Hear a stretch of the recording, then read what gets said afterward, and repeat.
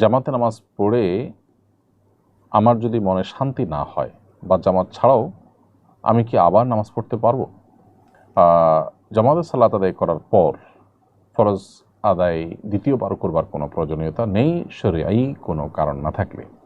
মানসিকভাবে কেউ প্রশান্তি পেলেন না, তিনি মানসিকভাবে হয়তো তিনি তৃপ্তি পেলেন না, তো এটার কারণে তিনি নামাজ আবার পড়বার কোনো বিধান ইসলামী শরীয়তে নেই।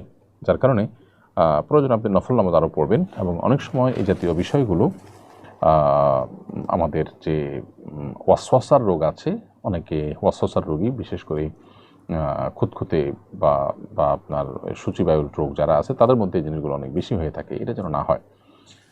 আর যদি আপনি এরপরে আবার নামাজ পড়েন তো সেটা নফল হিসাবে গণ্য হয়ে যাবে। মানসিকভাবে হয়তো তিনি তৃপ্তি পেলেন না, তো এটার কারণে তিনি নামাজ আবার পড়বার কোনো বিধান ইসলামী শরীয়তে নেই।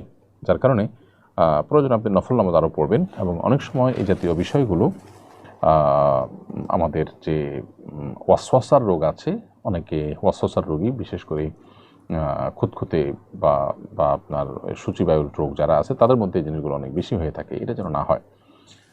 আর যদি আপনি এরপরে আবার নামাজ পড়েন তো সেটা নফল হিসাবে গণ্য হয়ে যাবে।